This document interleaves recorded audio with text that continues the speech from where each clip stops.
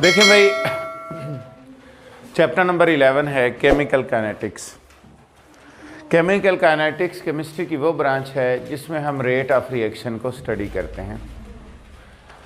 That branch of chemistry in which we discuss about the rate of chemical reaction, कि कितना reaction speed से जा रहा है या कितना स्लो है। यूँ समझ लें कि हम जब रेट को डिस्कस करते हैं तो हम केमिकल काइनेटिक्स को स्टडी करते हैं।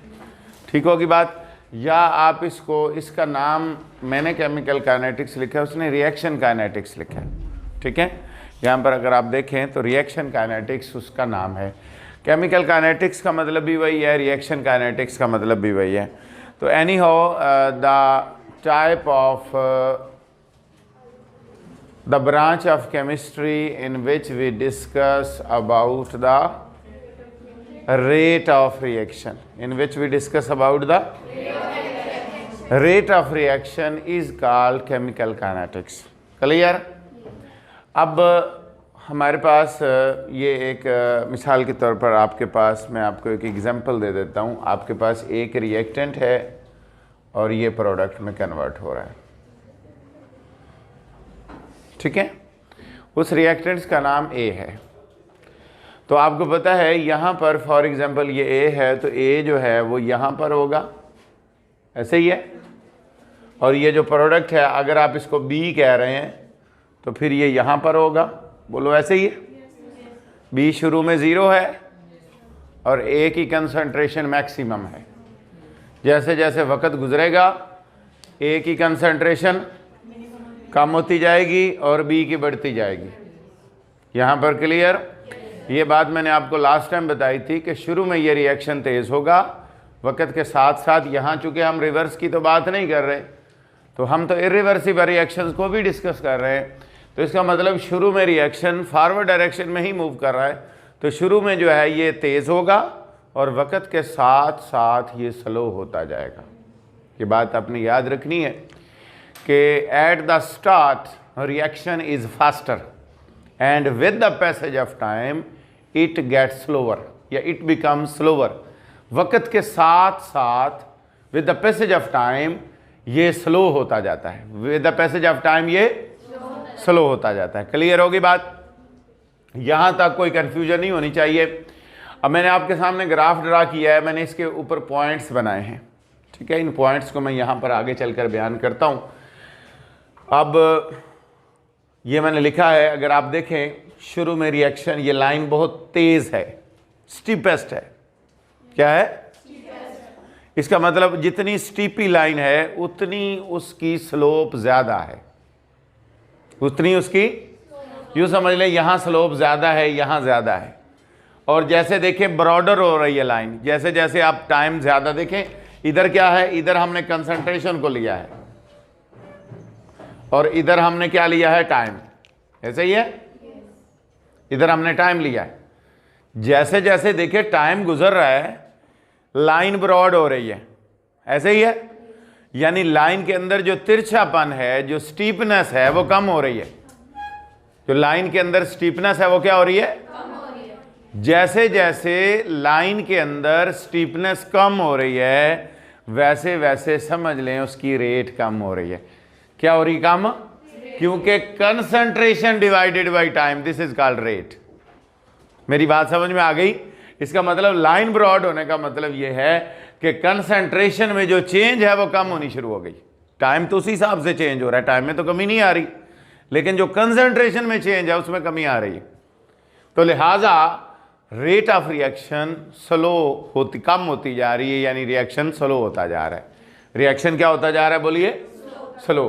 तो मैंने आपके सामने लिखा है rate change in concentration divided by change in time, delta C mean change in concentration, delta T जो है this is called change in time. तो रेट इसके बराबर है। क्लियर? यहाँ तक कोई कंफ्यूजन नहीं होनी चाहिए।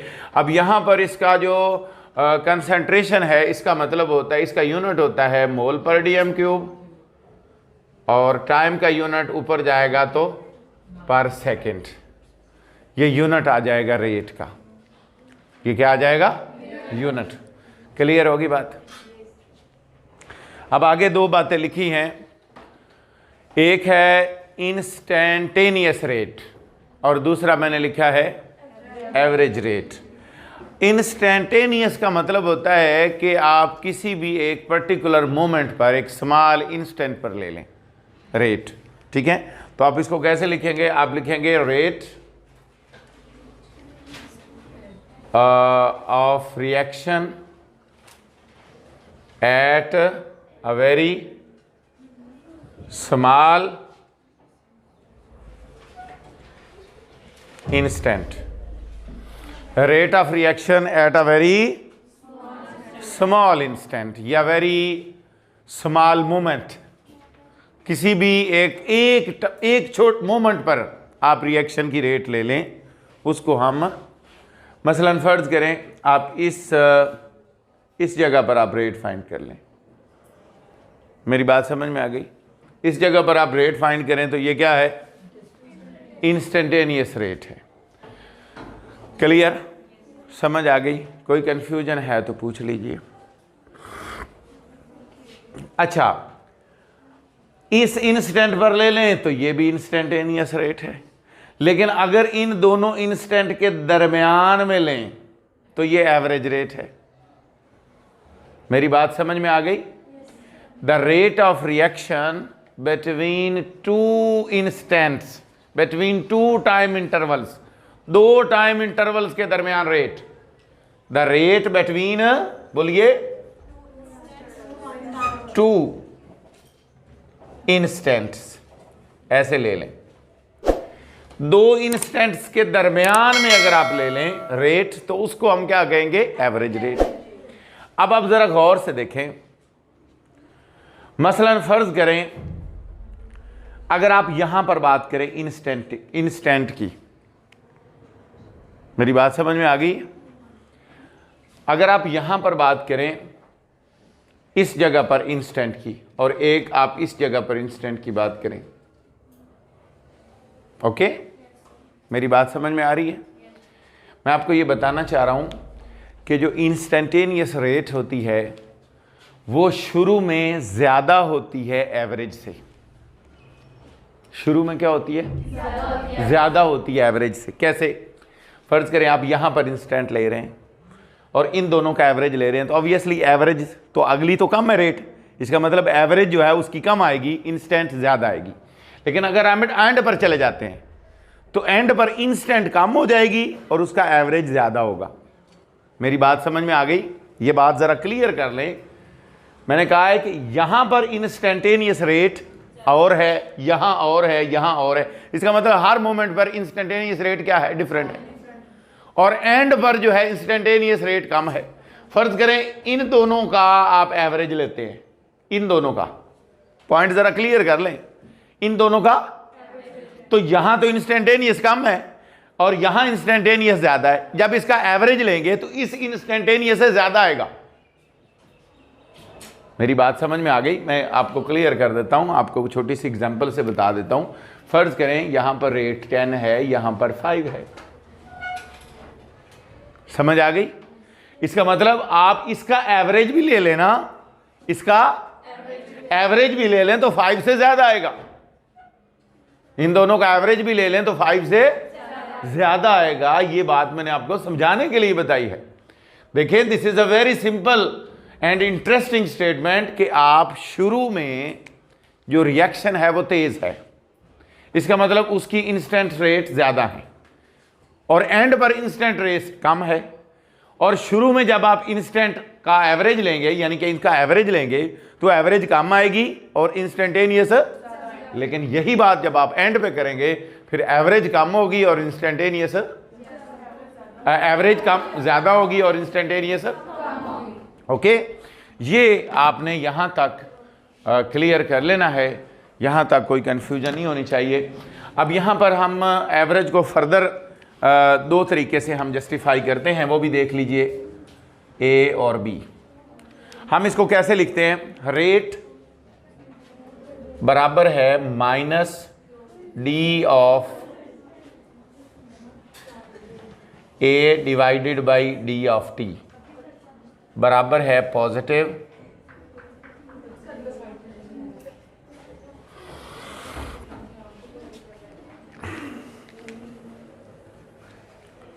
देखें ये ए है और ये बी है। आपको पता है ए वक्त के साथ साथ ए की कंसंट्रेशन कम हो रही है। इसका मतलब यहां पर आप इधर एक और भी लिख सकते हैं। मिसाल के तौर पर यहां पर मैं आपको समझा दूं, रेट बराबर है dx divided by dt। D कहते हैं very small change, very small change. X है concentration, very small change in concentration divided by very small change in time. ये इन दैट सेंस है कि जब आप इंस्टेंटेनियस की बात कर रहे होते हैं कि very small change, very small change in concentration divided by very small. ये वही बात है कि very small instant moment smart ले लिया है, स्मार्ट टाइम ले लिया है, टाइम डिफरेंस बहुत कम है, उसको आप स्मॉल इंस्टेंट कहते हैं। ठीक है, तो यहां पर ये आ गई रेट। अब वो ये कह रहा है कि हमारे पास फर्ज करें रिएक्टेंट ए है और प्रोडक्ट बी है। अब देखिए रेट इसके बराबर बी होती है कि आपकी कंसंट्रेशन कम हो रही है रिएक्टेंट की और प्रोडक्ट की ज्यादा हो रही है, minus D of A. D of A का मतलब ए का कम होना डिवाइडेड बाई डी टी, मतलब विद टाइम ए का कम होना बराबर है प्लस डी ऑफ बी। इसका मतलब है बी का ज्यादा होना। यानी ये दोनों तरीकों से आप रेट को लिख सकते हैं, दोनों तरीकों से रेट आ जाएगी। खा आप रिएक्टेंट से ले लें, खा आप रिएक्टेंट से लेंगे तो रिएक्टेंट की कमी आएगी और प्रोडक्ट से लेंगे तो प्रोडक्ट का इजाफा होगा, ज्यादा होगा प्रोडक्ट। ओके होगी बात? कोई कंफ्यूजन है तो पूछ लीजिए। राइट, समझ आ गई है? आगे है specific rate, specific rate constant या वेलोसिटी कांस्टेंट। इसके दो नाम हैं, स्पेसिफिक रेट कांस्टेंट या वेलोसिटी कांस्टेंट। शाबाश। ये मैंने आपके सामने एक रिएक्शन लिखा, जाना पहचाना, ए प्लस बी सी प्लस, ये रिएक्टेंट है और वो प्रोडक्ट है।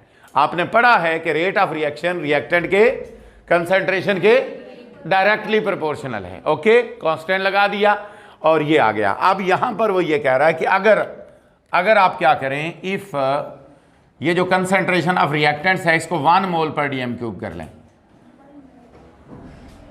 इसी तरह आप बी को भी क्या कर लो 1 मोल पर डीएम क्यूब। यानी कंसंट्रेशन ये फर्ज कर लें, अगर कंसंट्रेशन ये हो जाएगी तो rate would be equal to k into 1 into 1, इनकी पावर ए हो जाएगी बी हो जाएगी, उससे कोई फर्क नहीं पड़ेगा। इसका मतलब के बराबर क्या हो जाएगा रेट। ये दिस के इज कॉल्ड वेलोसिटी कांस्टेंट, इसको हम वेलोसिटी कांस्टेंट या स्पेसिफिक रेट कांस्टेंट कहते हैं। अब ये बात आपने समझ लेनी है। देखिए आपके सामने है कि अगर आप रिएक्टेंट्स की कंसंट्रेशन को 1 मान ले, क्या मान ले 1 unity, if the rate concentrations of the reaction are unity, then that rate is called specific rate constant. जिस रेट पर यानी जिस पर कंसंट्रेशन यूनिटी है उस वक्त जो रेट होगी, यानी आप रिएक्टेंट की कंसंट्रेशन 1 ले लें, उस वक्त जो के की वैल्यू आएगी वो स्पेसिफिक रेट कांस्टेंट कहलाएगा। वो क्या कहलाएगा? Specific rate constant. ओके होगी बात? कोई कंफ्यूजन है तो पूछ लीजिए।